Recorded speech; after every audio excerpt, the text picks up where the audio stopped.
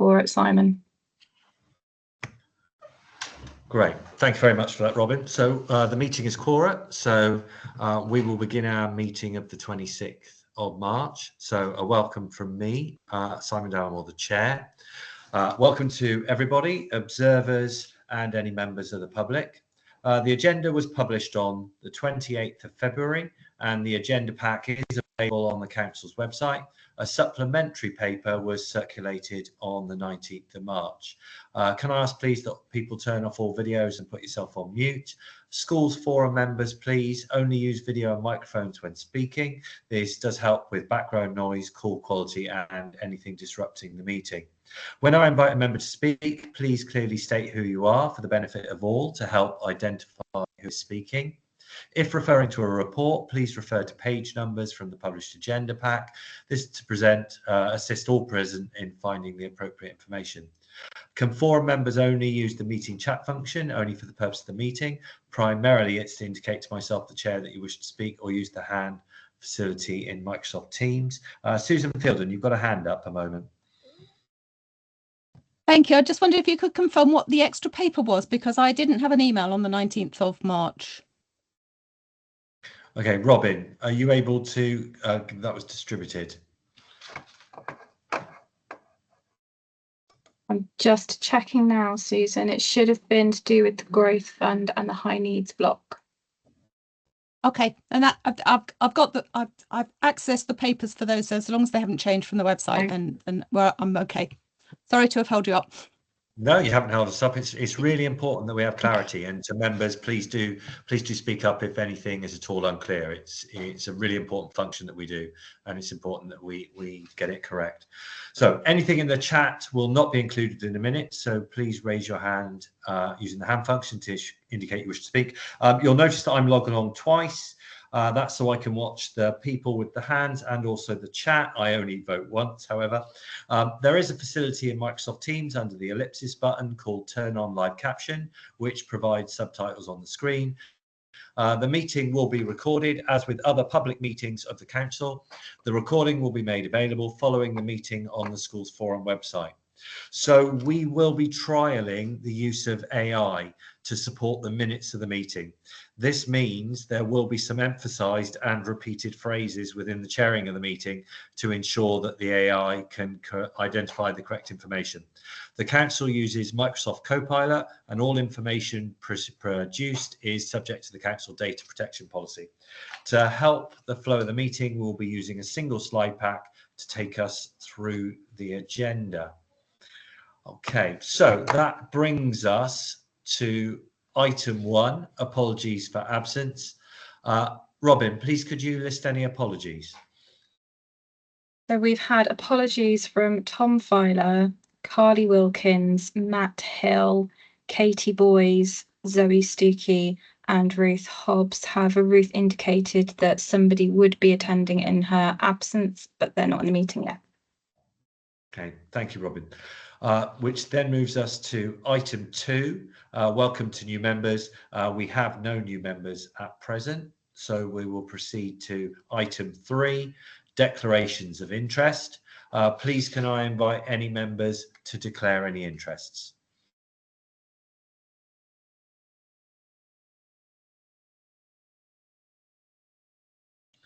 Okay, in the absence of that, we will move on to item 4, submitted public question time. No public questions have been received by the deadline of 5 o'clock on the 21st of March 2025. So we'll go to item 5, minutes of the previous meeting. So this is for members to agree the minutes, and we will need to vote to agree the minutes if we do, of the 15th of January 2025, that they are accurate. So rather than go through the minutes, if anybody has something about the minutes they wish to raise, please can they raise their hand and then indicate where in the minutes the relevant issue is. Susan Field. Sorry, I was trying to scrabble around to find where it was that it's on the minutes, but the issue about the outcome of the consultation on banding rates, is that going to feature in today's meeting? or are we still waiting for that? Amelia, I think, has put her hand up, presumably to answer that question. Amelia. Yes, thank you. Apologies, Kat there. The outcome of the consultation is not on the agenda. That will be included as an appendix.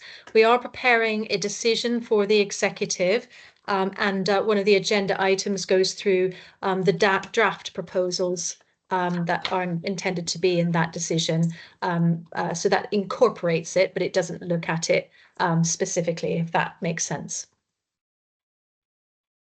Is that what you were looking for?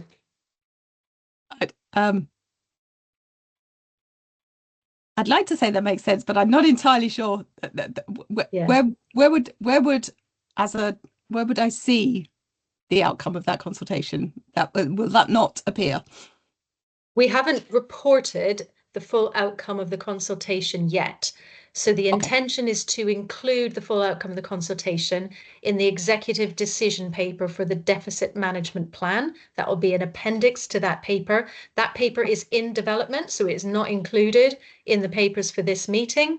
But I will be giving the Schools Forum an overview of the outline of what we are currently preparing as an item on the agenda. Perfect. Thank you. Thank you. Thank you for that clarification, Amelia.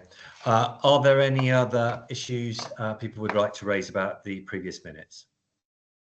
No, in which case we need to vote to approve them. Oh, Susan, is that a vote or a raise hand? No, I'm ever so sorry. It's on the back of the minutes, but it's not related to the last meeting.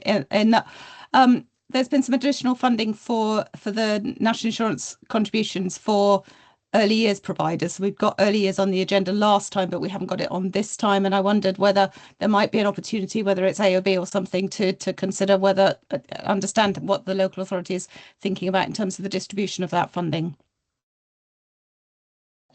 Should we pick that up at the end?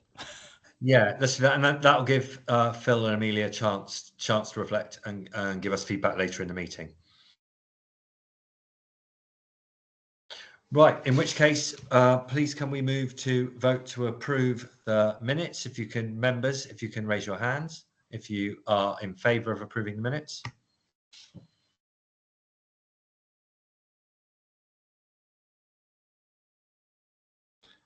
Thank you. Robin, have you captured that?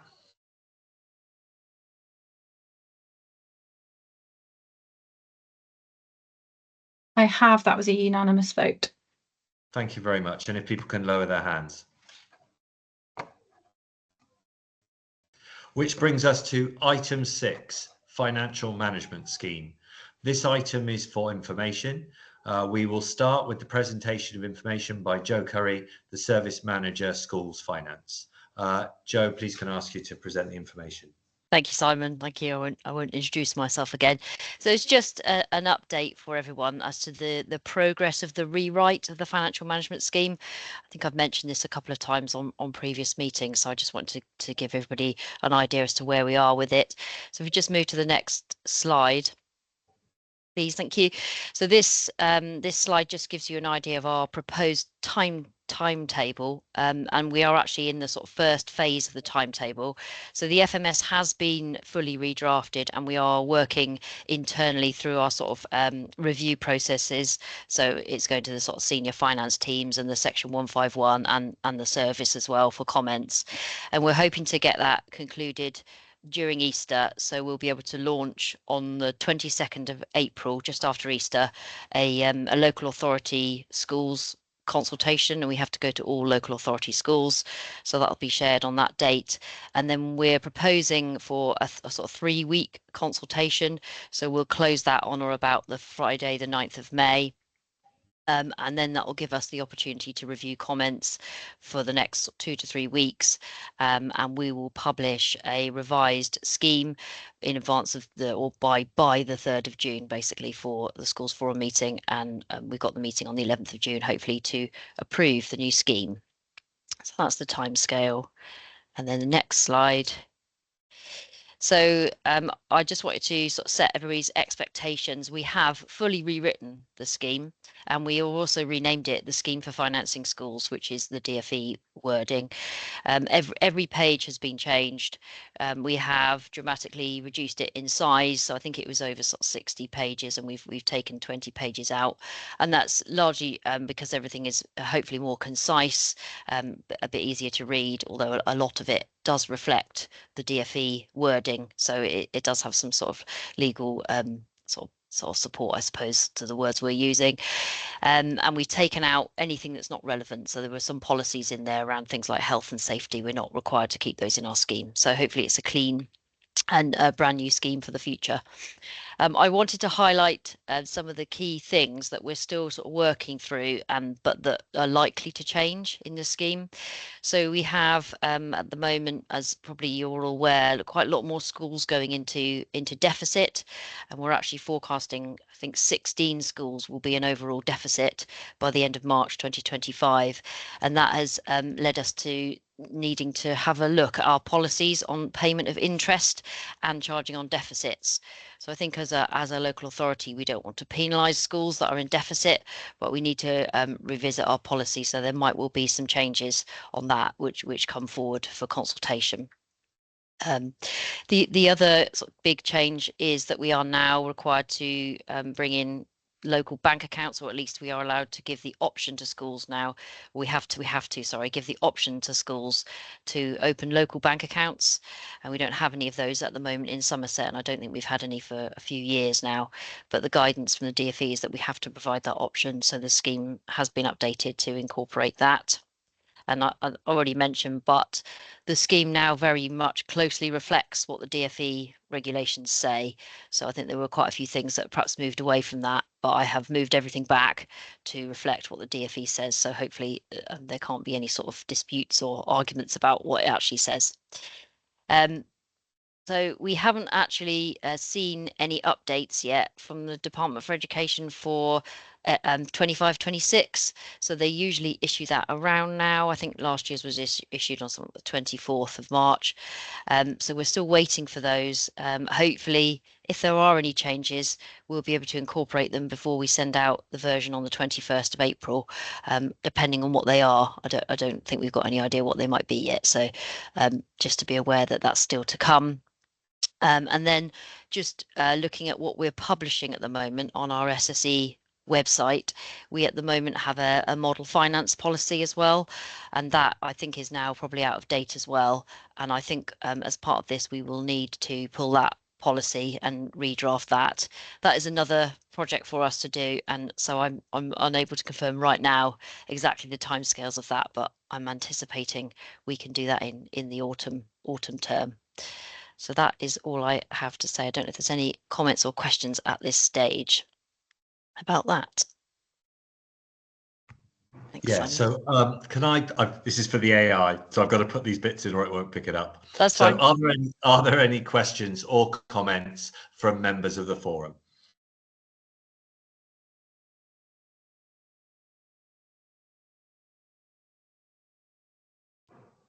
No. Okay. Well, thank you. That's amazing. Okay. Thank you, Simon. In which case we will move to item 7, Growth Fund. This item is for decision and all members are eligible to vote. Can we start with the presentation of information by Phil Curd, the Head of Education Places, Phil, to present the information. Thank you. Good afternoon, Simon. Good afternoon, everyone. If you recall, this was an item we previously brought to Schools Forum at our most recent face-to-face meeting, and the request was for Jackie Cotty and I to go away and remodel some other options for Forum to consider. So we have done that. If we can go to the next slide, please. We'll work through the various recommendations, and then we'll go through the background and the calculations, and then we can come back to the recommendations at the end for the vote if we can, Chair. So given the overall pressure on the growth fund, where we've seen increased pressure, increased spend in recent years, there is the need to have a sufficient budget available to support schools where we have those pockets of growth. So there are various areas within the growth fund policy that we can take some savings, and we will work through what they are over the coming pages. So recommendation 1, when we're looking at funding outside of the annual admissions process, it's for you, Schools Forum, to agree the funding arrangements that are set out in section 1 of 5.1 of the paper, or option 2 of the slide a little bit later on, and implement that option from the start of the 2025-26 financial year. Having endorsed the change, we would ask Schools Forum to communicate its expectation that all mainstream schools in Somerset admit their catchment children over PAN when approached by the LA outside of the annual admissions process. And the reason why this is so important is because if we agree to reduce the funding on offer, there is a very real risk that our schools decline to take additional pupils over PAN, and we will need Schools Forum support to kind of just offset that resistance. And as you'll see later on, the method that we are recommending, when we look at the 44 children that are placed in the autumn term of 2024, would be a reduction of £202,000. Next slide, please.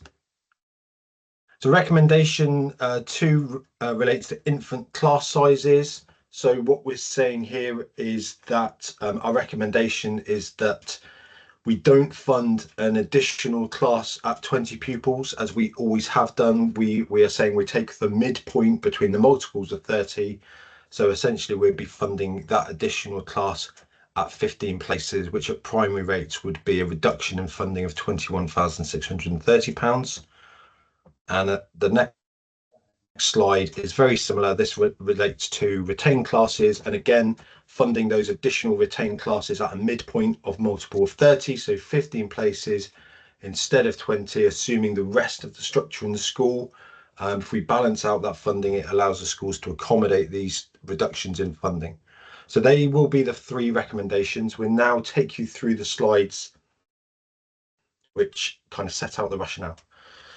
So the background, as I set out earlier, there are essentially, we met in November, we discussed this as an item, we were asked to go away and come back with some alternative funding models, which Jackie and I have done. And having reviewed the policy, we're really clear that we can, there are 4 areas where potentially you can reduce the funding. So that's during the annual admissions process, outside the annual admissions process. So we're looking at in-year placement of pupils, infant class sizes, and retained class sizes. Now in the paper you'll see the detail, but we don't think there is any scope to reduce the funding during the annual admission process. Next slide, please.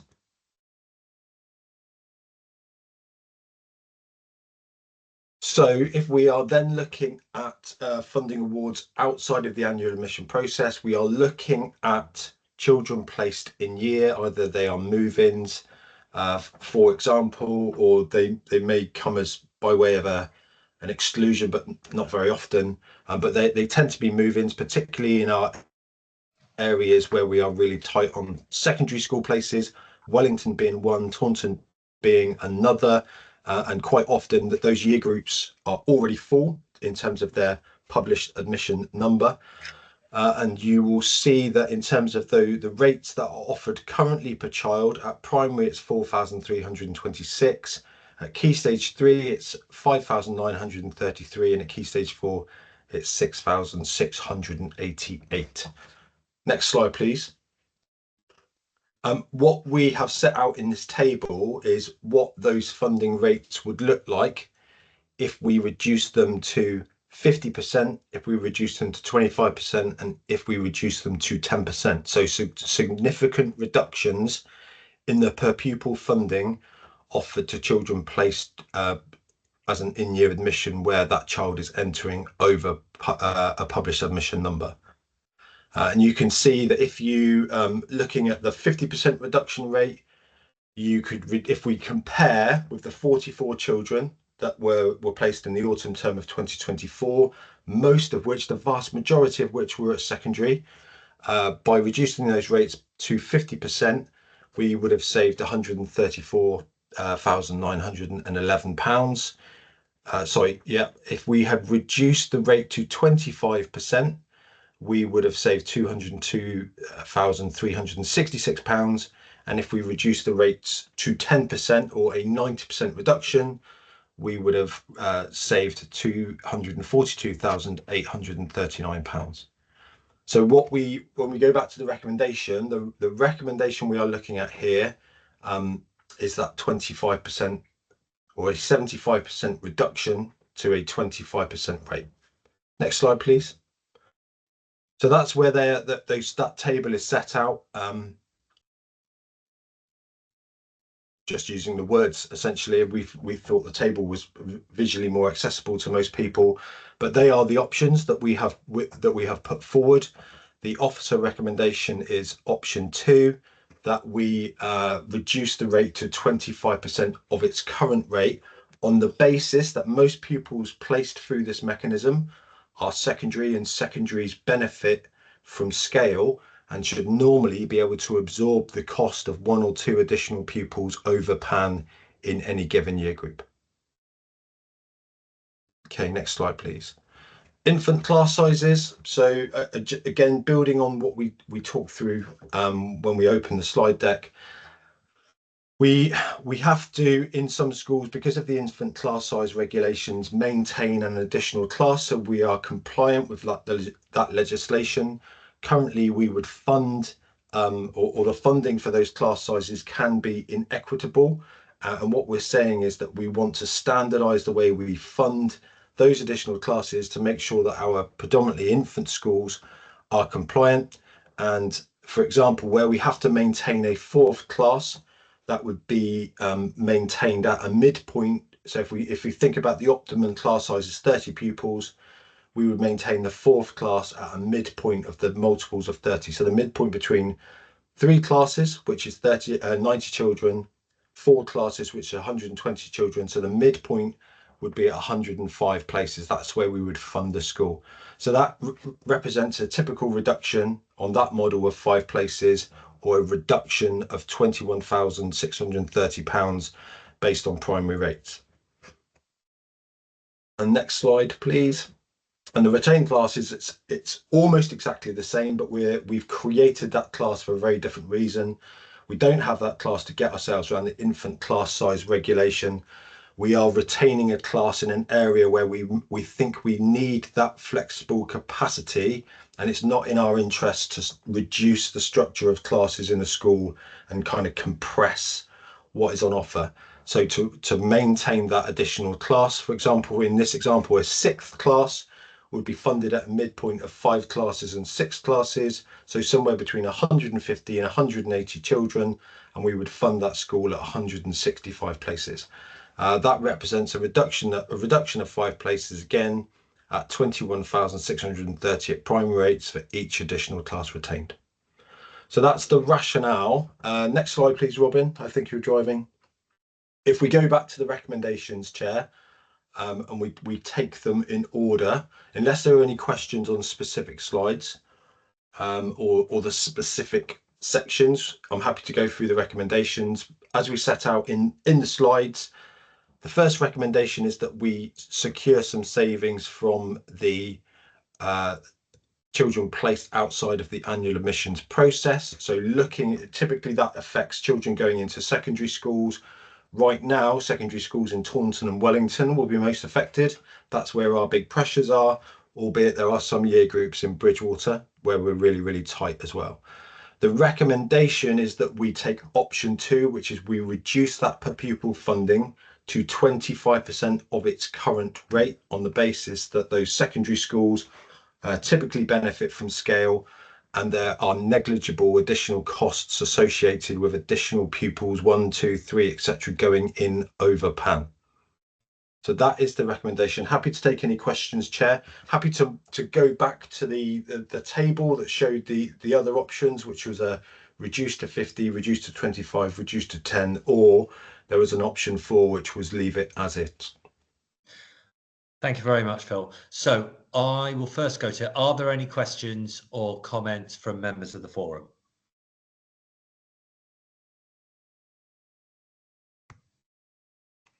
Okay, we've got Susan Fielden first. Thank you. Could I ask a point of clarification first? One about why the costing is done on children placed in the autumn term. Is that me being daft? Why is it only the autumn term? We just had to. We wanted to compare a like for like and a full year costing of a cohort of children. So we just picked that as a cohort that we could model as a like for like comparison. We could have picked any cohort from any term, Susan, but I just thought that's one that's relatively recent. It's a contemporary example, so we modelled the savings against that cohort. Okay, so does that mean that you will make more saving than you need to? Not necessarily. I suppose because the children are placed in the autumn, if they miss that census, then we kind of the school don't pick up the funding for over a year often, and therefore we have to place, or we have to fund that child for a prolonged period of time. So the modelling, I suppose, autumn in that sense was a good term to pick. But if you look in the paper, on average, children that are placed outside of the annual admissions process, I think are typically funded for about 7.5 months, because children arrive all the way through the year, and depending on whether they trigger a census or not. So I think, in terms of your question, it doesn't make a significant difference. What we had to do was model the current funding against the proposed funding and see what that would do in terms of reduction on a like for like cohort of children. But it is an indicative value. You can't tell how many children are going to come in the future or when they'll arrive. Okay. So I think that probably leads into my second question, which was, did you have a sense? I'm very conscious that if you're asking schools to take children over PAN, and you're massively reducing the amount of sweetener that you can provide in that process, have you got a sense of how challenging that's going to be? And does the infant class size? I think it will, because it's financial, Susan. There will always be a challenge, because we know that the sector in terms of finance is incredibly tight. It has got tighter, but the rationale is if you're a secondary school and you've got an intake of 210 children, for example, and we're asking you to take 211, 212, 213, they can typically be absorbed into existing teaching groups, tutor groups, and the additional cost associated with those children will be negligible. But I do anticipate some challenge, and often we will talk to a school and say, will you take children over PAN, even with the current funding arrangements? And they will say, no, we won't. And that's a problem. We see that in different parts of the county. We raise that with the DFE in our regular meetings, and there's not a lot we can do about it, because academies, and most of our secondaries are academies, are their own admission authority, and we have no power to direct. So to answer your question, Susan, there is a risk that schools will say no because we've reduced the funding, and that's why in that first slide, or in this slide actually, we're asking Schools Forum, should it take this decision, to support us with some communication to schools saying that this is a Schools Forum decision, and we're encouraging schools to take their catchment children over PAN, even though there is less funding available to them.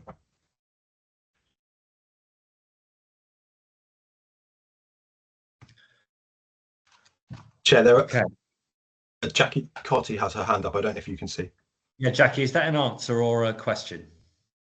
Hi, Simon. Just to highlight what I put in the chat, that the rates for growth funding will go up to reflect the increases in the mainstream formula 25/6, which, because they include the roll-in of some of these big grants, they're actually looking at 7.98% increase in the amount per pupil. So that will help to offset the reduction we're making on the other side, so it's not quite as bad as it looks. Yeah, that's great. Thank you for that clarification. That's useful to know. Phil, I have my hand up because I've got a few questions on this one. One, you've talked about the October census. it doesn't explicitly say it in your recommendation unless I've missed it. I'm assuming there's no need to fund people at all if a child comes in before the October census, because they'll be funded in the same, lag funded in the same way as the rest of the year group that started at the start of the year. So that probably is, if it's not, but it's probably worth making it explicit. It might be in another document, or it might be here, I've missed it. So it only applies after the census. There was a couple of things. So you've clarified one of my questions. So forum making a decision in some ways turns into a recommendation to schools, in that there isn't a legal authority of forum to direct, or for the local authority to direct these places to be accepted by the academies. So I think you were really clear on that. Is there a risk of the policy skewing school admissions? Where I'm trying to go with this is, if you were in a town like Yeovil or Taunton where you've got multiple schools, and this is about catchment areas, would you be directing if there was space in the other schools, or is this only applying when all the local schools are full? Otherwise, will it incentivize parents to move into catchments of oversubscribed schools, even though there are schools with lower demographics elsewhere? Right, I'll try and unpick the question. So would we direct, I mean, parents are free to make an application to a school, and typically that's what we would advise them to do. And we're generally using this as in the Fair Access Protocol as a level 2. But parents can apply for any school that they like. They can follow an appeal process. We will often advise them where there are other local schools within walking distance that are that have places. If we can't, and once they've been through that process of apply, appeal, being refused, and there are no other schools, that's where we then look at the Fair Access Protocol, and we would identify the catchment school typically, where we can avoid transport costs or extraordinary transport costs.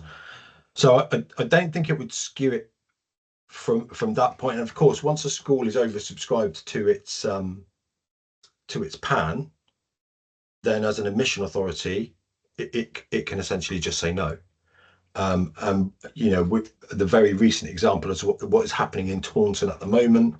So we've got probably 20 more children than we have places in theory, but one of the catchments, so the Castle, very, very popular school, currently outstanding, I believe, has a long, geographically long catchment that stretches from north to south. The school is at the northern top of its catchment, and a big chunk of the rural catchment, so from Trull all the way down to Church Stanton, I think it's called.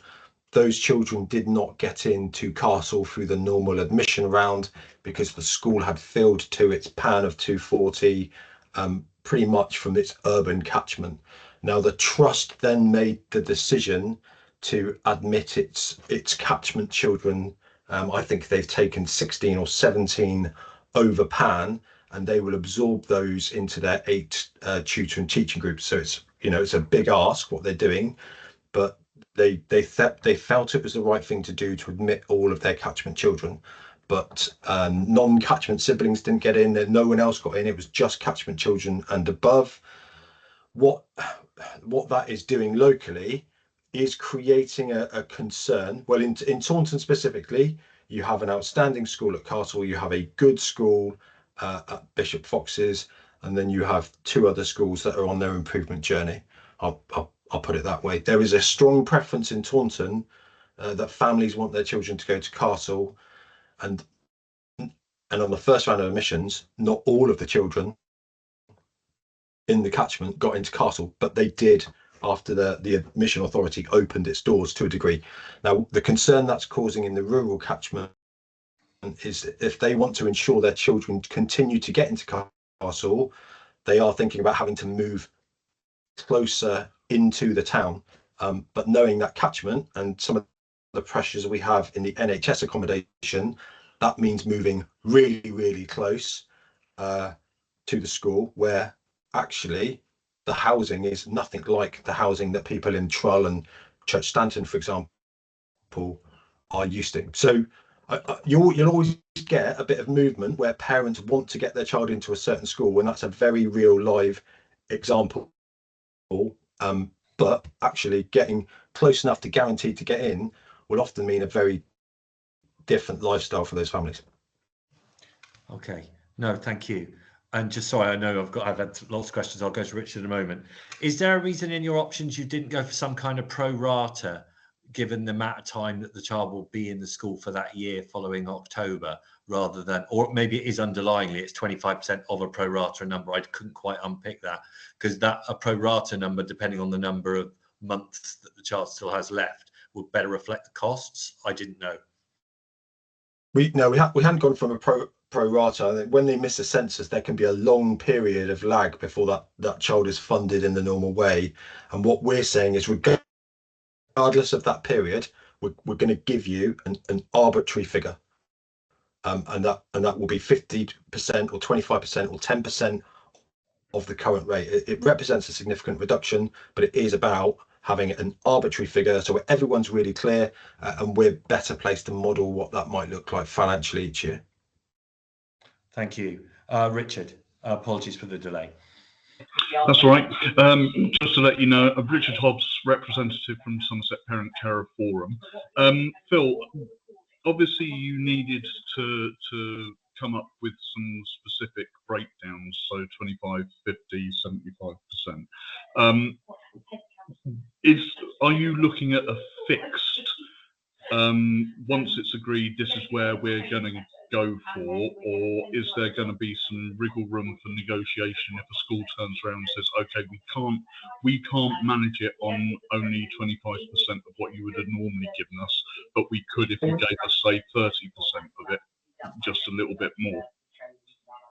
Thanks, Richard. So, and Jackie will join in if I get this wrong.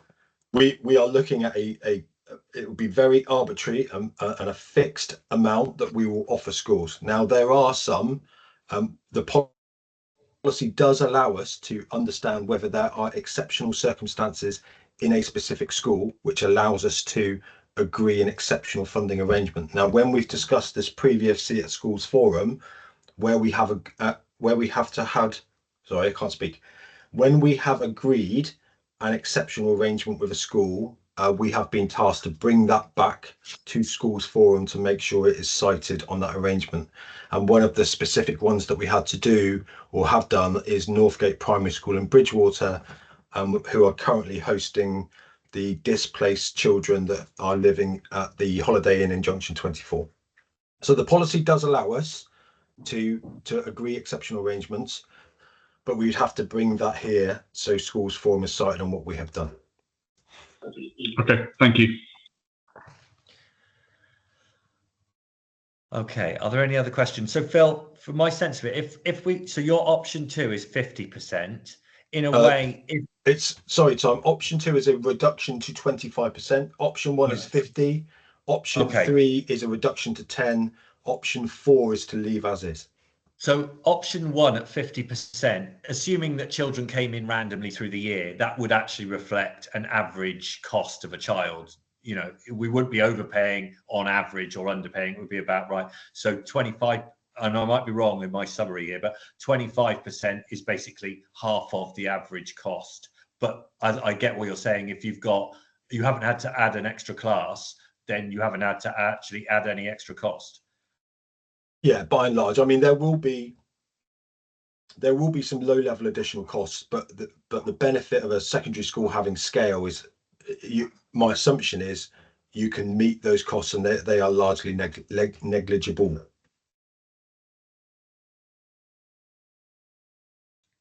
Okay.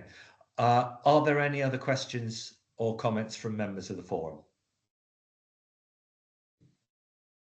No, in which case we will need to go through a vote. So I guess the sensible way is for people to vote for their preferred model. We could go for multiple choices, but then it gets very complicated to unpick. So I think we've got 4 options. If members vote for the option that is their first preference, and then if we get clarity from that, If we don't, we might have to reflect on looking at a second choice. Are you happy with that, Phil, as a way forwards? It's your forum, Chair. You carry on. That's fine, as long as it's about giving clarity in a decision. Okay, so can we bring up the slide that has the 4 options on, please?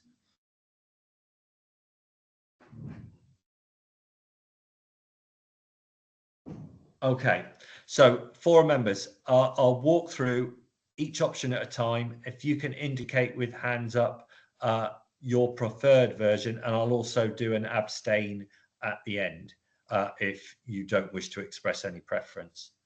Okay, so we are going to look at option 1. If I can have hands up for option 1, please.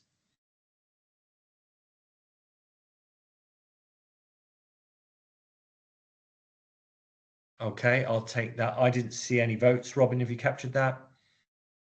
I have. Okay, and option 2.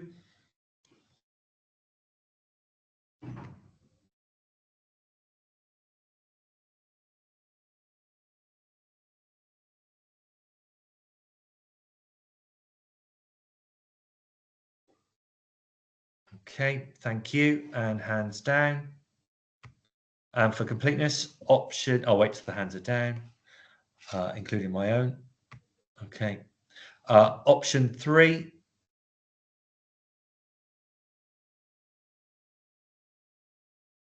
Thank you. Option 4. And abstentions.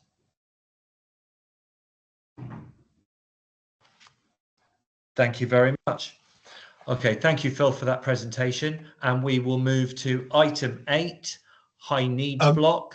Chair, sorry, there are 2 further recommendations. So one about infant class sizes. Oh, apologies. That's fine. And then one about retained classes. So this one is simply kind of bringing the infant class size funding into line with everything else. So we have a clear calculation rationale and essentially funding that additional class at the midpoint between multiples of 30. So for a 4th class, funding it between 90 and 120, which is 105 places. Okay. And so yeah, this is a simple yes or no essentially for forum, and the same with the next recommendation. Are there any further queries about this? Susan? I'm afraid I didn't understand it at all. So as far as I understand it, basically primary schools are funded on the basis of the number of pupils and not the number of classes. So I just can't get my head around how you work out that a school needs half a class, because we don't fund schools on classes. No, we don't, and we typically fund on pupils. But what we would, in these scenarios, there often aren't enough pupils in the school to sustain the additional class, but we require the additional class either to work around the infant class size regulations, or we need an additional class to put capacity into a local area where we are expecting increased demand. So yes, schools are funded on pupils, but in these 2 cases, there are insufficient pupils to justify the additional class, but there are either legislative or demand reasons for sustaining it.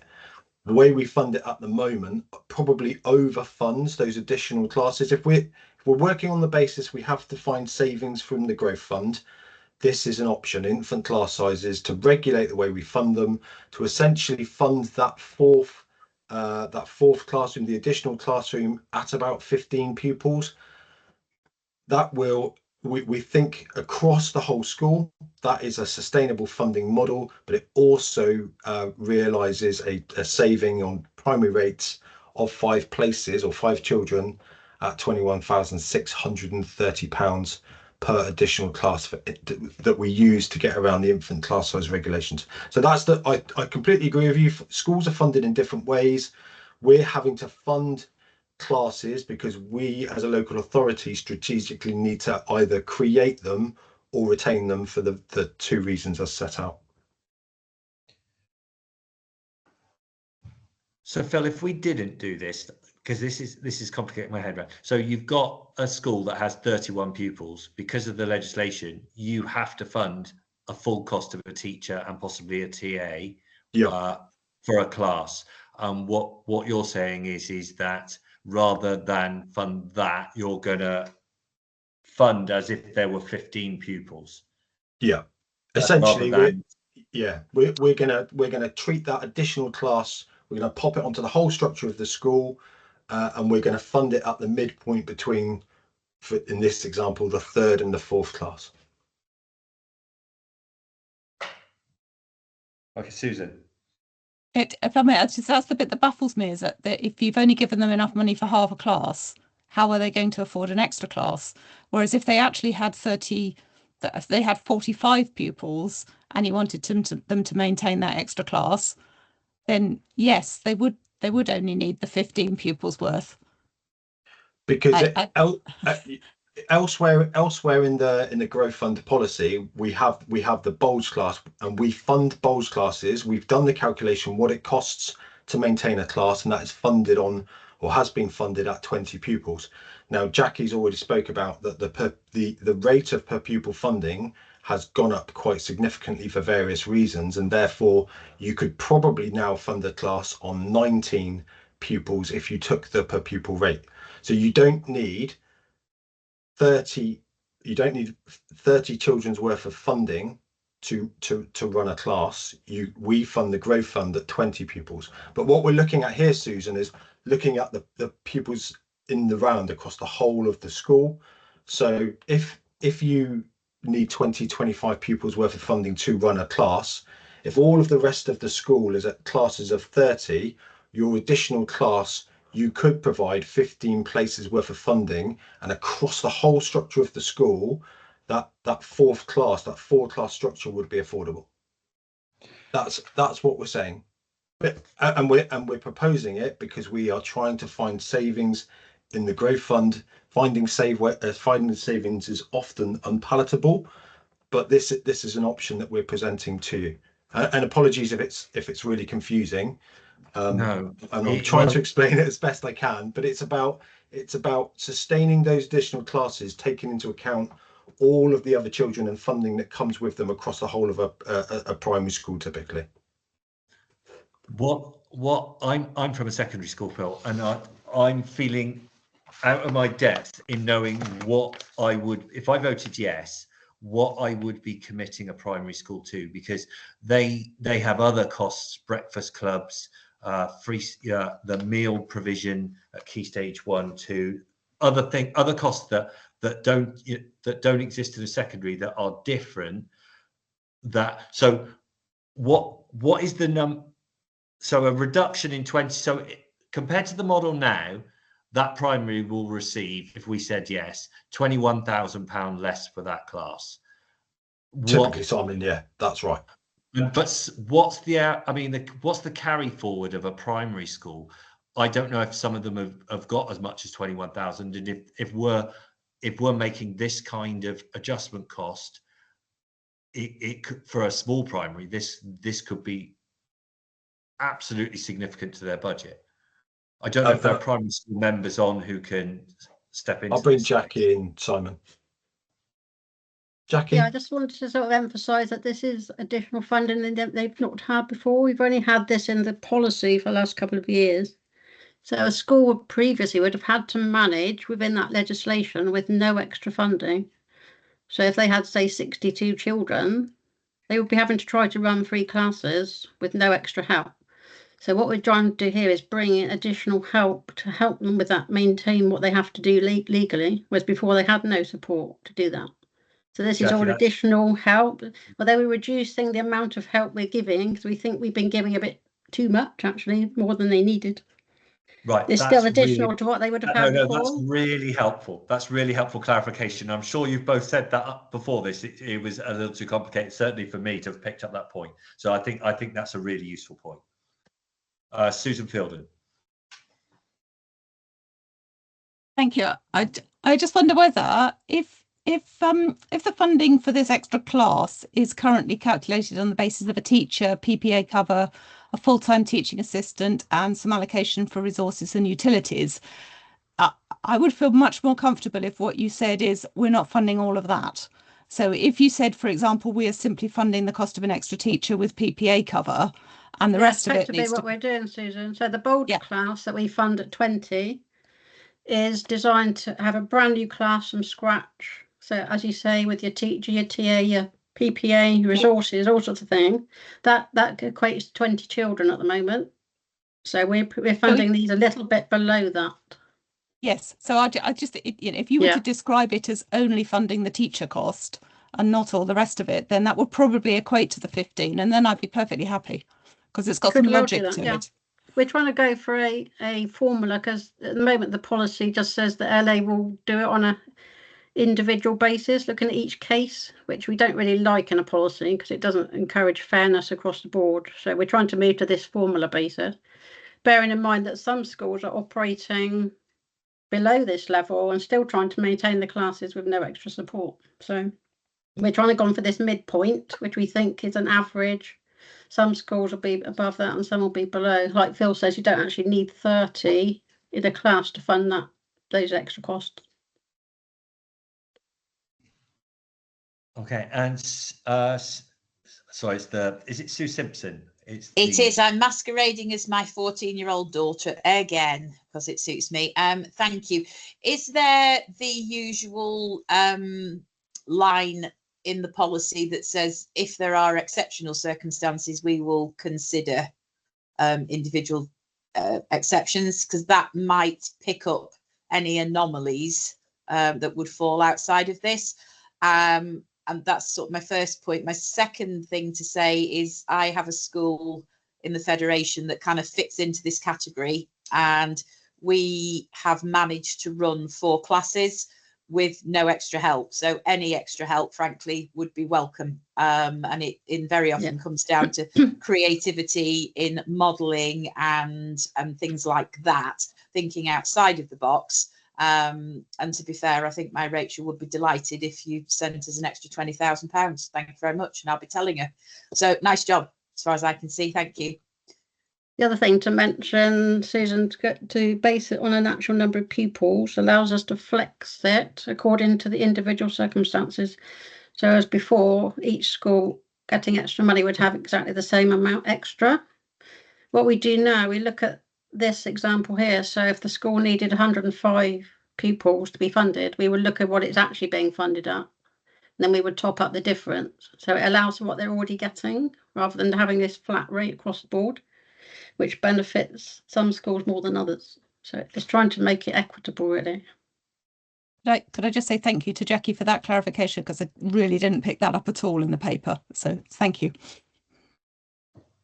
Yeah, that's really great. Okay, I think then we're in a position to make a vote. So this is a yes, a no, or abstain. We will start with a yes. If you could indicate with your hands, please.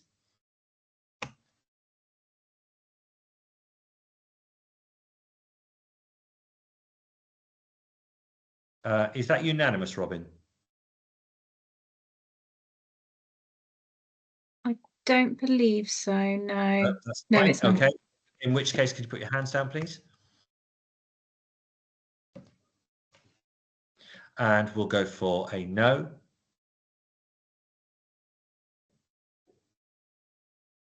And then finally, members who abstain. Thank you very much. Okay, and then we've got another proposal, Phil, that we need to. We have, and it's exactly the same premise, albeit we are creating that additional class for a slightly different reason. It's about having capacity rather than to satisfy the infant class size regulations. All of the explanations, caveats that we explained for the last one apply here. The rationale is exactly the same. It's just that the class is required for a slightly different reason to the last one. That makes sense? Yes, but I will invite any members of the forum if they've got comments or questions.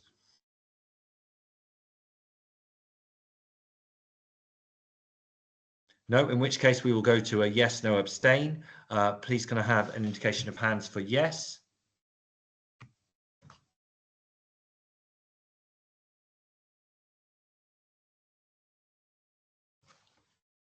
Thank you.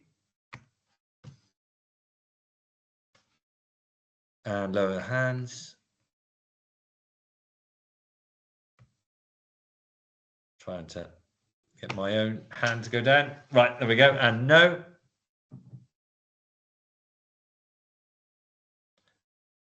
And abstain.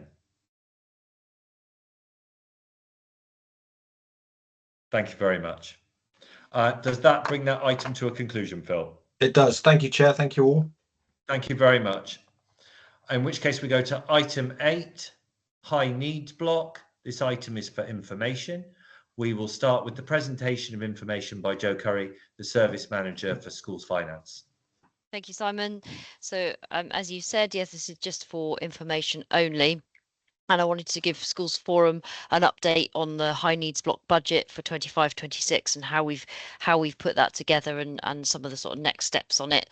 So if you just want to move on to the next slide, thank you very much. So just to remind everybody that Schools Forum has a consultative role over the high needs block. So this is just for information, no sort of votes, no decisions need to be taken today. And that the budget for the high needs block for 25-26 has already gone through our local authority governance process. So that has been to our executive and to full council. And the next slide will show you some of the sort of information we've shared and what has been noted by the full council. We have set the budget for next year with quite a significant deficit, as hopefully you will have seen in the paper, and we are permitted under the regulations to set the high needs block budgets with a deficit where we have a deficit management plan in place, and we are at the moment working through a revised deficit management plan with a set of external consultants supporting us through that, and I'm sure Amelia will give some update on that in the next item. In the meantime, no, not finished. Sorry. In the meantime, I've had to set a budget. We had to set a budget in finance. So we have set a budget based on the current trends. So I've obviously got the historical information, which I think I've previously shared and is in the paper. We have been issuing on average about 650 net education, health and care plans per annum for the last 4 years.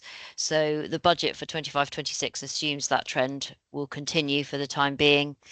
Hopefully everybody is aware that sufficiency of places is a big issue for us in Somerset, and that means that at the moment a lot of children with additional needs have been placed within independent settings that are expensive. They cost us on average £70,000 per child per year.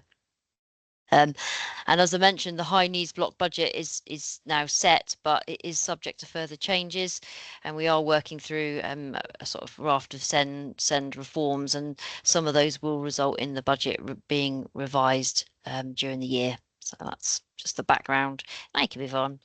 Thank you, Robin. So this just sets out and shows you what the high needs, well, overall, sorry, dedicated schools grant deficit looks like at the moment. So the forecast for March 25, which was the information we shared with full council, shows that the DSG carry forward is expected to reach 65.2 million by the end of March next week. That has actually come back a bit now. Our forecasts, we've reviewed those, and there's some commitments that we don't need to spend, so that's come down a bit, and I'm expecting it to land at around 63 million, but that's still being worked on. But the figure we shared with full council shows that at March 2026 the deficit will reach almost £100 million, so 99.1 million, which is obviously a huge amount of money. There are a lot of authorities around the country in similar positions, but I think Somerset has actually made the news recently with the size of its deficit. The size of the deficit now as well is I think in excess, or will be in excess, of our overall council reserves as at March 2026. At the moment, I've mentioned it before, we have this thing called a statutory override, which means that money doesn't officially sort of sit in our accounts. At the moment, that statutory override is due to be withdrawn at March 2026, and that would result in Somerset and a number of other local authorities having to call a Section 114 notice And we're still waiting for the government to tell us what it intends to do at March 26. But at the moment, that's our understanding. So a sizable deficit for us. So we want to move on. So this slide sets out the detail behind the budget. So the first column shows you the figures that we've calculated, the costs to be next year. I've set it out in order of size of budget, so that by far the biggest cost to us is the independent non-maintained schools budget, and that the total amount we're projecting to spend next year is 118.1 million. Comparing that to the month 10 forecast, that is an additional growth of 9.9 million next year. And I mentioned that we'd based the budget next year broadly on an additional 650 children. It's actually ended up being 633, and we've allocated those children on the same sort of pro rata, depending on where those children are at the moment in settings, and based on our knowledge of how many children are being placed in each type of setting. So independent non-maintained schools, we're forecasting growth of 6.1 million. And that will cover an additional 96 children being placed at the moment in independent schools. So this isn't what is going to happen necessarily. This is just the budget which we have to set as part of our processes internally. So this gives you a flavour. So the next spend is on special schools, and we haven't got many more places. So those 40 places are for children that are due to be placed, I think, in Hillview School, which is a new school. And then we're intending in the budget to retain an additional 200 children in mainstream schools, and that is costing us £20.9 million, and then a sizable chunk going into post-16, as that's a significant growth area. And then the remainder are within PRUs and early year settings and ASD bases. And overall, you can see that our funding at the bottom of that table has gone up from 77.4 to 84.2 million, and that is an increase of 8.7%. So we've had 6.8 million additional funding, but we're still projecting to spend over 9.9 million more. So that is an increase expected to our overspend of £3.1 million. So that's the budget as it is. To just move on, I thought this would just be interesting just to show you the number of children that we're currently funding, which we're expecting to be in the region of 5,000, just over 5,700 at the end of March 25, and I'm projecting that to go up to 6,350 by the end of March 2026. And you can see that the percentage of spend, only 10% of our children are in INMS settings, but they're costing us 31% of the budget. So almost a third of the budget is going on 10% of the children that we're funding. So you can see our big challenge there in terms of cost, and hopefully diverting some of those children away from those more expensive settings. And the rest of the costs are sort of broadly in line with the percentage of the spend, except the INMS, which dwarfs everything else really. Okay, and then I've got one more slide, which I just thought might be just interesting in terms of background. This just shows you the high needs allocations back to over the last, I think it's 7 years on that chart, compared to the expenditure over the same period. So back in 2019-20, we were spending 55.1 million on high needs, and we are forecasting to spend 118.1 million in 25-26, and a calculation will show you that we've had a 73% increase in the budget, but 141% increase in expenditure. So we've basically, I think, received half the amount of money that we've needed to keep pace with the spend on the high needs block. And you can see that the overspend is forecast to be about 40% of the amount we're receiving for the last 2 years. So I just thought it'd be interesting to share. So that's the end of the sort of the data and information. I don't know if there's any questions or comments or anything like that. And Amelia wants to come in. I'll let Amelia come in. Yeah, I was just going to respond to Susan's comment in relation to consultation. So as Joe said, we're not currently consulting on the makeup of the high needs block, because the high needs block will need to be rebuilt. and in the next item, I'll take you through the outline deficit management plan, where the transformation in this space is going to have to be really significant. A number of those things we have already consulted on, but they are subject to formal decision making, and we are still creating formal business cases. So it's essentially there's no merit in consulting on the detail of this version of the high needs block, because Joe's team will have to do quite a lot of work to read through the other elements of the plan once that comes to formal decision. Okay, thank you. Are there any questions or comments from members of the forum?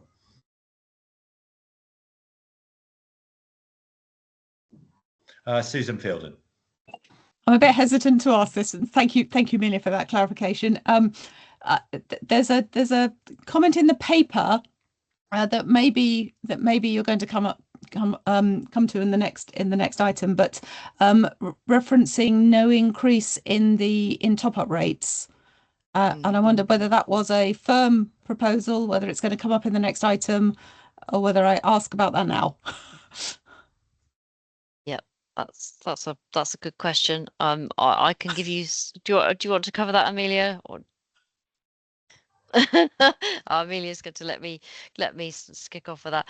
So at the moment, because we have such a significant overspend, and we are still working through our reforms, we are unable to agree any top-ups in the short term, any increases in top-ups in the short term, until we've worked through all the sort of decision making around the proposals that Amelia and her team are working on.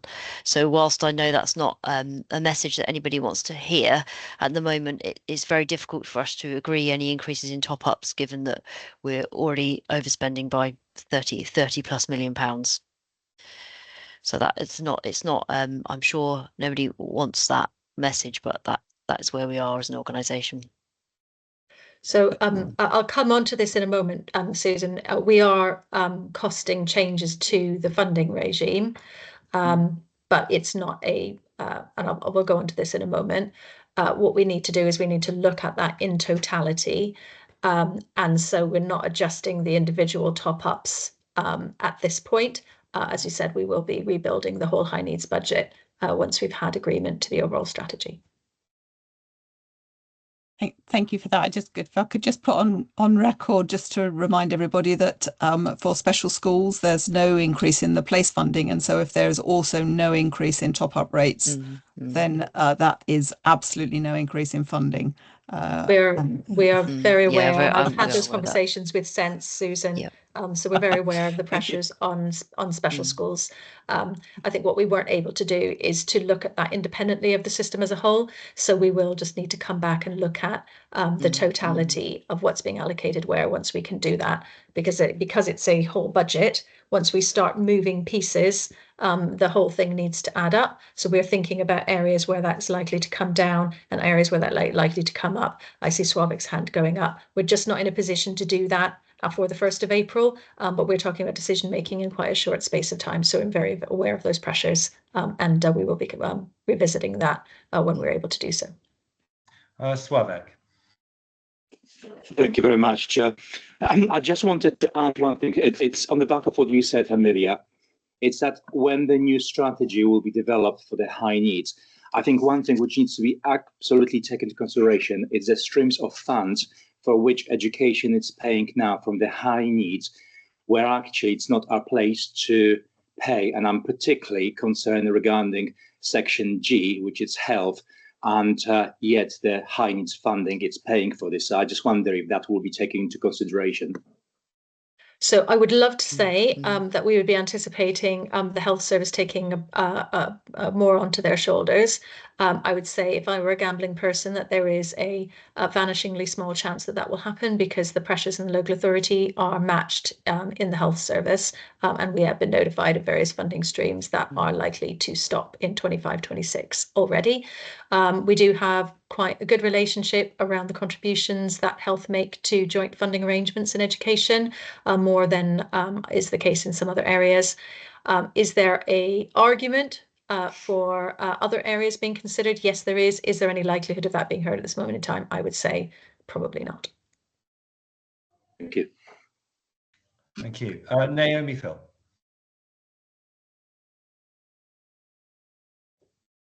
Naomi, you had your hand up. Was that no, question? Simon, it's fine. It's been answered. Thank you. Oh, thank you. Swabek, your hand is still up. Was there another question? No. Okay. In which case, if there are no... There wasn't. Oh, yes, please. Swabek. No, there wasn't. I just forgot to switch us off. Thank you. No, that's fine. Absolutely. In which case, if there are no further questions, we will go to item 9, deficit management plan update. This item is for information. We will start with the presentation of information by Amelia Walker, Service Director Education. Thank you. And obviously we've touched on this already, and it is an issue of significant interest and concern, I know, to colleagues. Certainly it is what I would describe as my 3 a.m. issue in terms of the level of concern that we have, as Joe has flagged.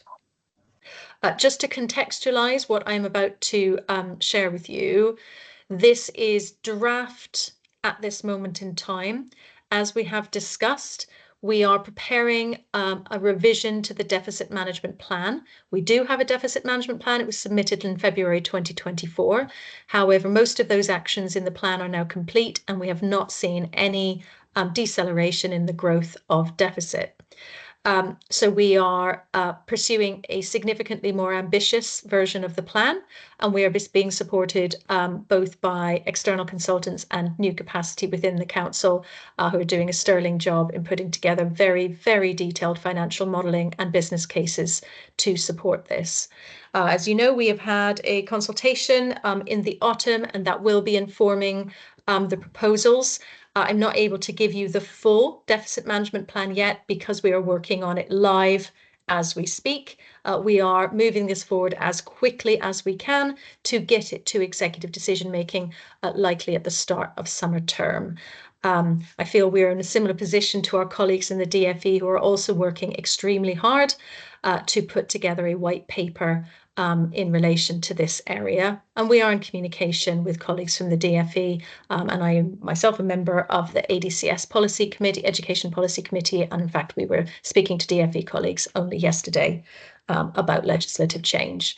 So there's a lot of change in this space. It is live and it's happening very, very quickly. What I would like to do is just share with you the outline direction that we are currently scoping.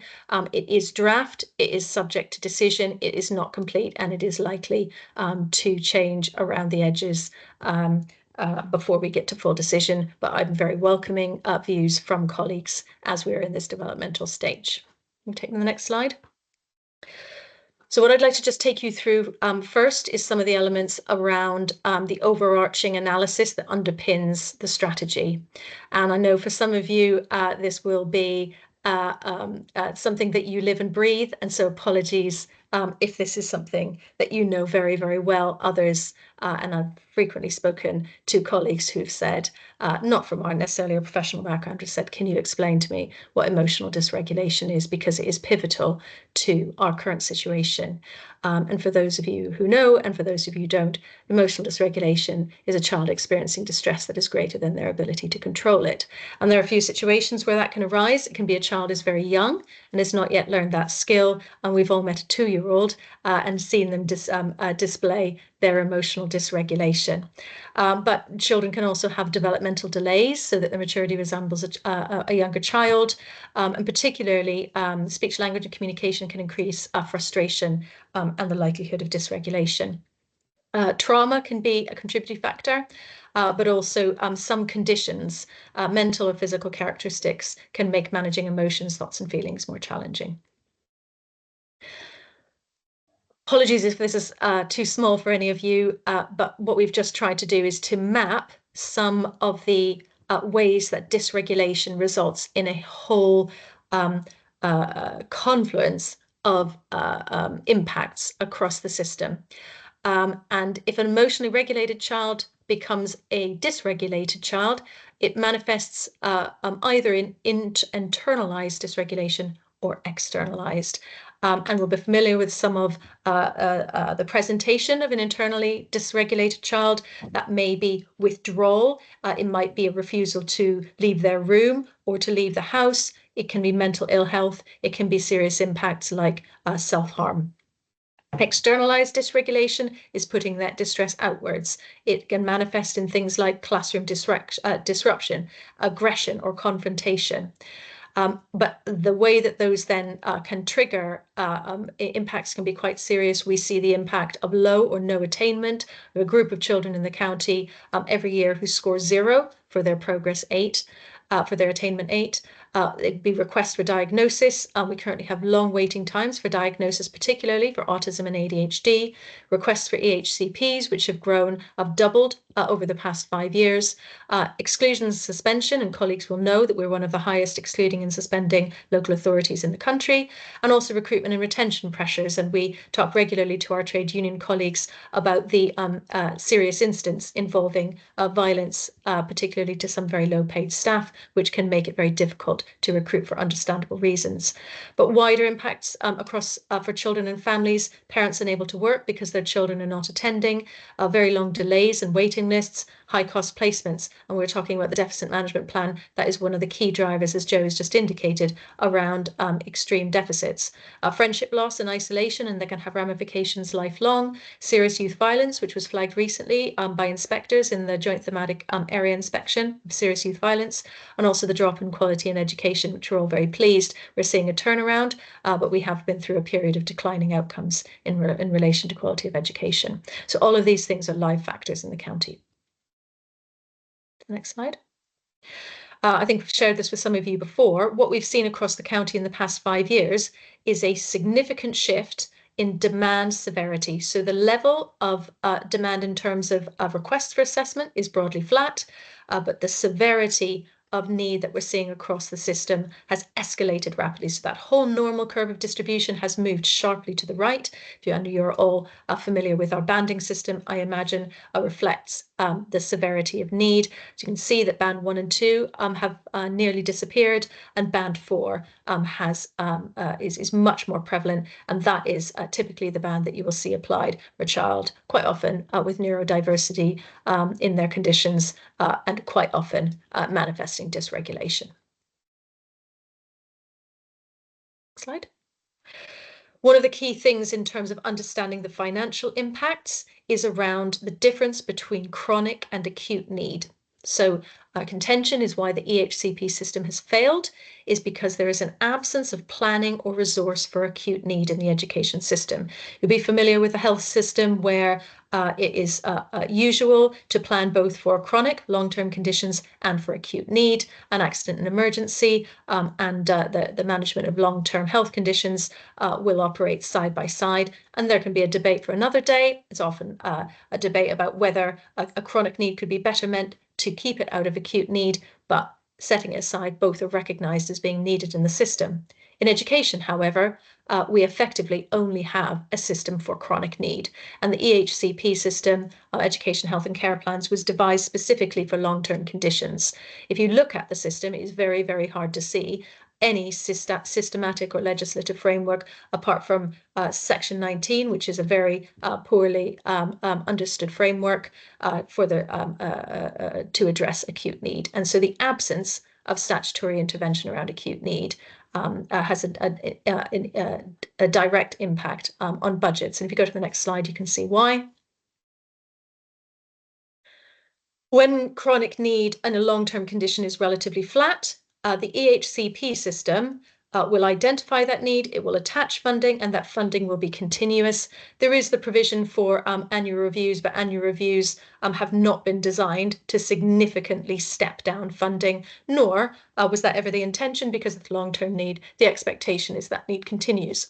However, for acute need, there is a different pattern, because need can escalate. Quite often that need can escalate above the level of chronic need. It can be very intensive, very extreme, but it is also the expectation that it can come back down to a lower level. However, the EHCP system is designed for long-term need and is also extremely slow.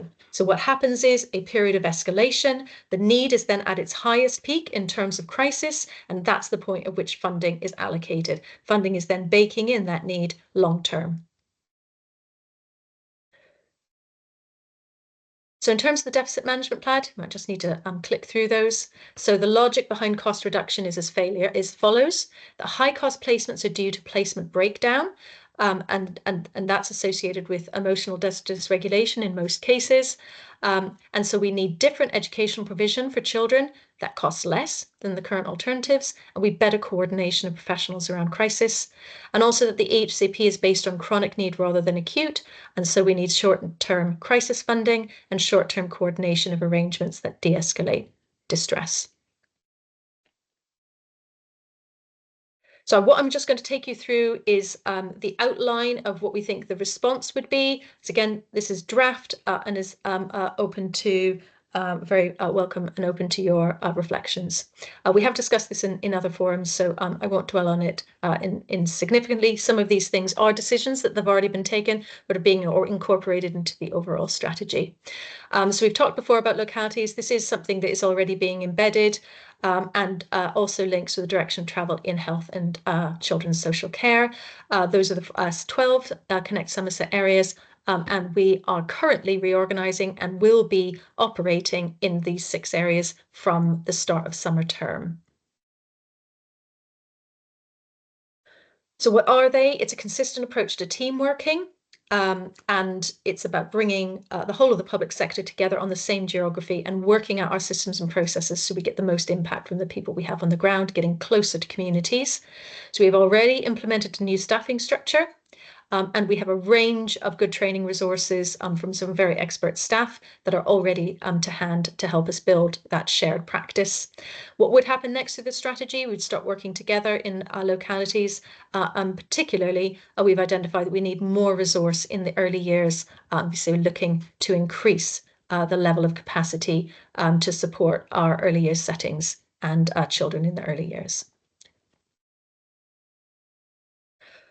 Next slide is about our SEND capital programme. This decision has already been taken, but is part of the overall strategy. It has come before the discussion of the overall strategy because the timescales are extremely tight. So yes, it does say September 2025. Yes, that is only a few months away. So you can understand the urgency. So that's why the decision has already been taken. But in order to create more places, we are all moving ahead with putting in new class spaces, new specialist spaces. So these are equivalently funded and provided as you would in a special school. So these are not mainstream places, they are specialist places, but they're on mainstream sites. And we're looking to create small classrooms between 6 and 8 pupils maximum. And that would absolutely be in response to the pressure on specialist places that we see at the moment, both on special schools in the state sector, but also the financial pressure of independent spaces. The response from schools has been fantastic. We're already taking forward plans, the long-term plans to continue this programme into future years.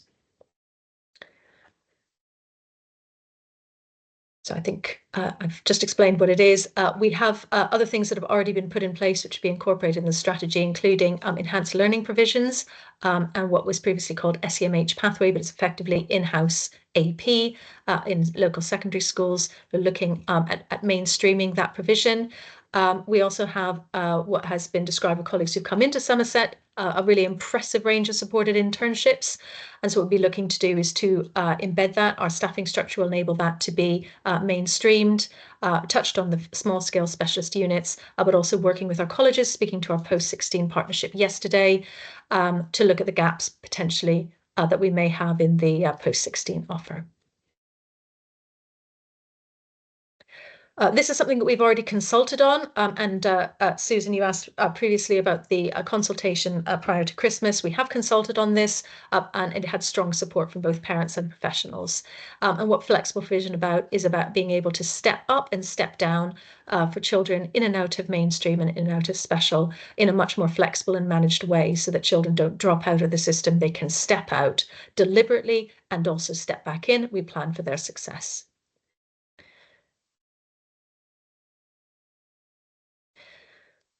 So what's happened already? We've consulted on the flexible education model that was supported, and we have started consultation on the operation of our pupil referral units and behaviour partnerships to enable them to support this model in future.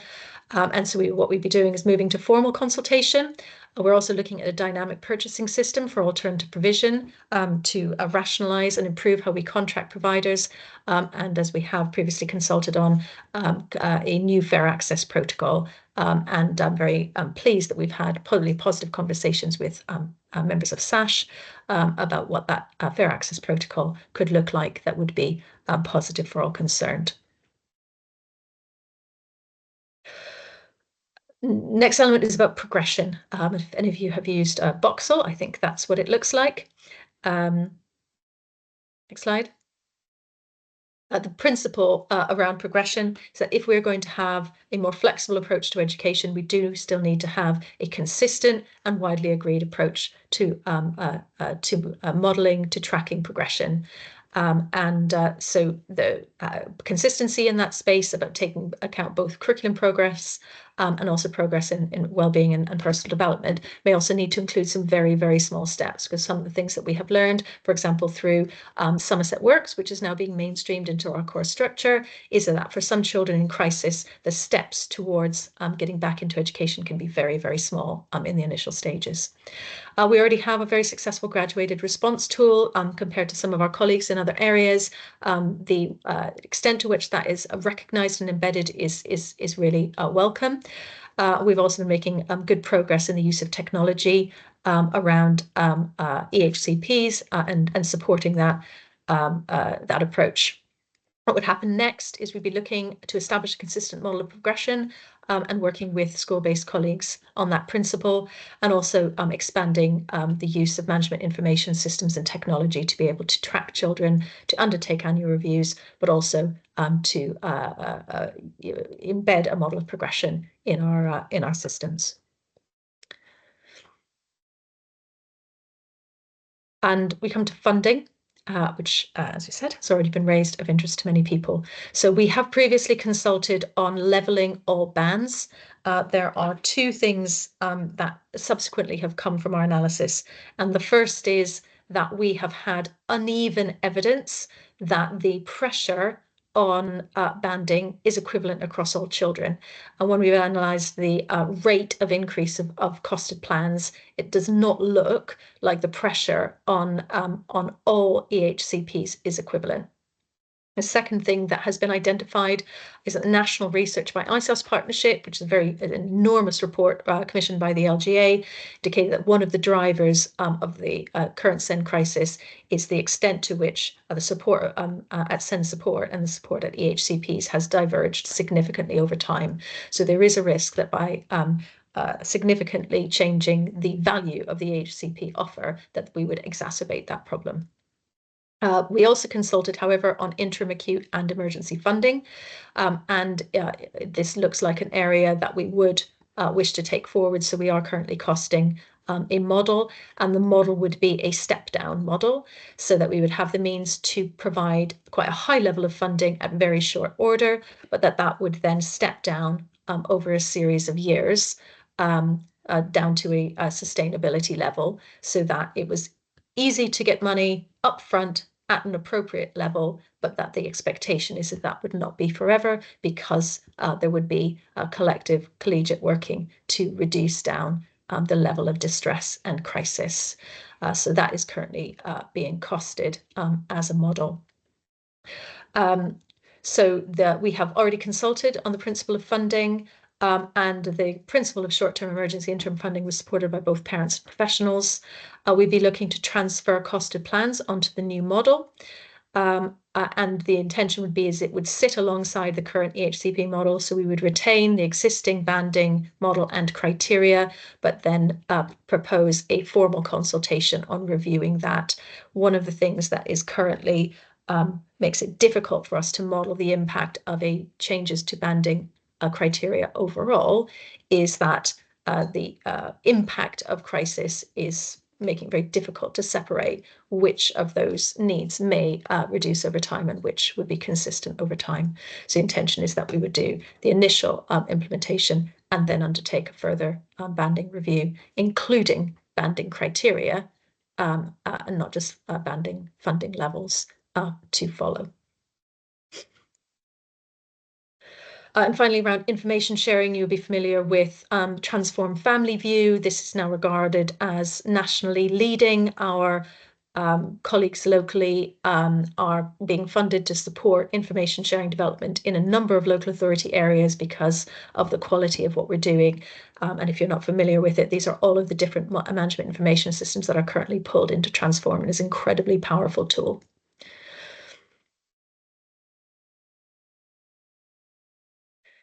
So what have we done already? We have Transform Family View, and we have been putting in place team around the school, team around the provider, team around the child, and team around the family. There's a few team rounds going on there. We are intending to merge those into the new locality way of working.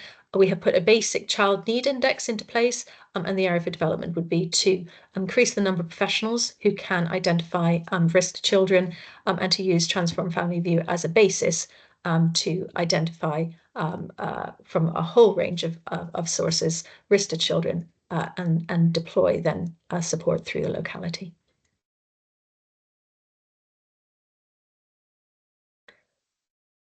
So that's a high level kind of canter through what we're currently modelling. I know that there is a lot there. Some of that may be very familiar to you. All of it builds on things we have previously discussed, but I'm very happy to take questions, and I'm sure Susan will have at least one question on the funding point. Okay, so for the purposes of the AI, are there any questions or comments from members of the forum? Susan Fielden. I didn't want to disappoint, but that was an amazing presentation. Thank you, Amelia. Really galloped through a massive piece of work. Now, my question was just going to be on the information sharing that I hadn't understood about the work that was going on there that looks amazing. Could it lead us towards auto enrollment for preschool meals? Because that could have a massive impact on funding for schools, for high needs, and for early years if we could boost the number of preschool meal children that are registered in the system. That is a very interesting suggestion that no one has made to me before.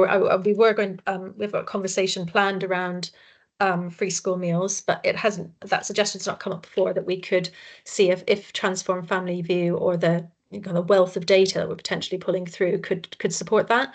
So we haven't thought of that as far as I'm aware, or I haven't been part of those conversations if we had, but I'm very happy to take that away. I think we are only beginning to scratch the surface of the potential of genuinely breaking down barriers to information sharing. The government is considering a duty to share and considering what that would look like in terms of legislation and regulations and the operationalization of that. I think that's a context in which we can bring these things together with a strong framework around it, but absolutely happy to take that away and investigate the potential there. Thank you. Thank you. Any other questions or comments? No, in which case, thank you, Amelia, for that item. We will go to item 10, DSG forecast. This item is for information, and we will start the presentation of information by Joe Curry, Service Manager, Schools Finance. Joe. Thank you, Simon. So I think I've sort of broadly covered most of this so far, but just to give you an update as to what month 10 actually is telling us in terms of the forecast for the Dedicated Schools Grant. So this is just a table showing you by block the forecast over underspends, and you can see overall that we are forecasting an overspend of 30.7 million for the year. as at month 10, and I previously mentioned that we're looking at month 11 at a number of commitments that were put into the high needs block for children that have subsequently not started or started later than we previously committed the money to. So we're looking at a fairly significant reduction to the forecast overspend at the end of the year. So that could come down by a couple of £1 million, which is a positive, hopefully a positive thing. I'd already mentioned, so I won't go on again, but the size of the deficit now is so significant to us that it would cause us to have to raise a section 114, and I already mentioned that. I did actually think about Susan's point from the last meeting around presenting the deficit by block as opposed to presenting it as a single block, because the legislation now no longer allows us to draw down on any blocks that were in a surplus position. So we have to treat it as one block. And I had a little bit of a look at what other local authorities are doing, and most other local authorities are still presenting it on a block by block basis. So I have left the presentation as is for the time being. So that's that slide. And then the next one, so slightly different presentation, but this just gives you the breakdown of the categories of spend on the high needs block, and you can see that we set the budget with an overspend of 18.8 million, and we are forecasting 30.7 million, so a pretty significant overspend of 11.9 million. And you can see that the categories of overspend, the biggest ones are within mainstream, independent non-maintained schools, and within what are called post-16. And I've just tried to give you a bit of context on that on the left hand side. So this information does go into our executive reports each month end that are published if anybody is interested in sort of further detail on it. With the mainstream, we forecast more or less the correct number of children, but where we didn't forecast correctly was the average cost, and that is largely due to growth in number of costed plans. So we started the year with 673 children with a costed plan in mainstream, and we've ended the year with projecting to end the year at around 900. So we've had an increase of 225 additional children with costed plans in mainstream settings, and that's fairly significant to us in terms of increasing that average cost. And I think that means that nearly 40% of children now within mainstream education have a costed plan in addition to a top-up payment. So that's very significant. And the independent non-maintained schools budget, we set that at an expected average of 415 children, and our current forecast is an average for the year of 464. So that's an increase of 49 children, which is a prox average cost of 70k per child. That gives us most of the projected overspend in that area. There are also some children in that budget that have got our post-16, and that's not so significant. And then the one that does say post-16, the reason, or the most of the reason for that overspend relates to children with packages that are education other than at school, and those have grown significantly during 25-26. I haven't given any data on that. We're still working through our numbers and our commitments on that, but there's been a fairly significant increase to numbers and to average cost in that area. But I can provide some further detail when we've worked through it as of outturn, hopefully. So hopefully that's a bit of a whistle-stop tour, but that's where we are with the high needs block for this month, just gone. And that is the end, I think. So if there's any questions or anything, or anybody wants to ask anything about high needs, yeah. we've done high needs to death, but Stu Simpson. Hi, Joe. Thanks for that. In terms of context, is there any comparison data from other counties on a similar breakdown? Because it's very easy for us to sit and look at these numbers and think, oh, my goodness me, this is awful, or actually, that's not too bad. Are we able to access that? Yes, yeah, I can provide some context for you if you're interested. I mean, I have been. There are a group of local authorities with some quite significant deficits. For example, Hampshire County Council, which I think is one of the worst in the country, has a deficit projected deficit, which is twice the size of ours, and their DSG is twice the size of ours as well. So in terms of the sort of size of our deficit, when you compare to other similar maybe rural counties, we are performing in the sort of same, well, in the same way, which isn't great, a huge overspends. But there is some comparable data out there that I can pull together for you. Because it interests me as to if it's the same cost drivers, or are we in a unique situation in Somerset? And is it a particular EdPsych approach? Is it a particular shortage of something, or have we too much of something else? So I'll curious. It's good. They're good questions. So we have a lot of children in Somerset, or in terms of our overspend, a higher percentage of children are going into independent placements in terms of the numbers than other areas where they have maintained a higher proportion of their children within mainstream. So a huge amount of money we're spending, in excess of £30 million now per annum on independent placements for a very sort of relatively small proportion of children. And where you have other local authorities that have got a smaller overspends, the proportion of children that are held within mainstream schools are higher in those counties. But the reasons behind that will be complex, I'm sure. So I'll let Amelia come in. And sort of just to come on to that, as somebody who very much wants mainstream to be the place of choice, are there lessons that we in mainstream can learn now instead of reinventing the wheel and hurting our brains in the process? And can any of that experience, good, bad, and indifferent, be brought into our county, so that those of us who are interested in helping, supporting, developing can take advantage of others' learned experience? I think that might be a question for Amelia in terms of that, the proportion of children, retaining children in mainstream compared to diverting those to independent placements, because mostly good at the numbers, but not at the sort of educational strategy around that, or what the reasons behind that. So if I can hand over to Amelia, that'd be brilliant. Great. Thanks, Jo. Sue, and it's a fascinating question. As you can imagine, I spend a lot of time thinking about this. I've just popped something in the chat. It was shared by our DFE advisor, the EHCP benchmark. What's fascinating is that it uses national data to focus in on the things that create pressures. And so if you have a look for Somerset on the list, you can see some of the things that causing us pressure. So, not surprisingly, our suspension rate is very, very high.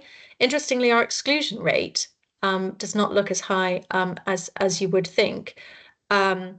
Transport costs are very high, but if you look at our comparator local authorities, all of the big rural counties have really high transport costs, and obviously we're being compared against areas that are little tiny urban areas, so it's not particularly good indication.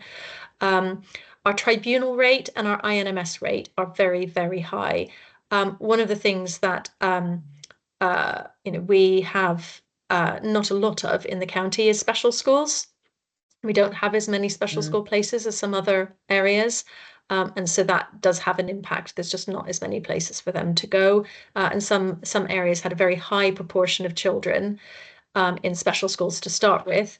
If you have a large number of state special school places, then actually, as your pressures increase, then those spaces can change their demography. So more and more children who in special schools have a higher level of need. We have seen that happen, but the quantum of spaces remains relatively small compared to some other areas. I think there is just a factor around distance traveled. I think one of the things that has does seem to be the case is that some of the more, sometimes when there are demand pressures, they're particularly acute in the more deprived urban areas. This is not the case. And actually some of the leafier, less deprived areas in the county have found their budgets most under pressure. And if you look at the tribunal rate, one of the things that seems to manifest around the pressures is that the system has been specifically designed for parents to be able to push through high cost placements via the tribunal system. And it is a different demography of parent that has the means and the determination and the understanding of the system to be able to do so. Just generally that tends to be in the less deprived communities rather than the more deprived ones. We're seeing some of the impact of pressures on some of the more deprived communities tends to be more in terms of exclusion and breakdown than it is in terms of tribunal and high cost placements. So it's sort of those kind of things are the things that can inform our practice, but also our policy moving forwards, aren't they? And perhaps level the playing field somewhat. Yes, I mean, so the way that the tribunal system works, the kind of conflict that we see in the system, that really is going to rely on legislative change.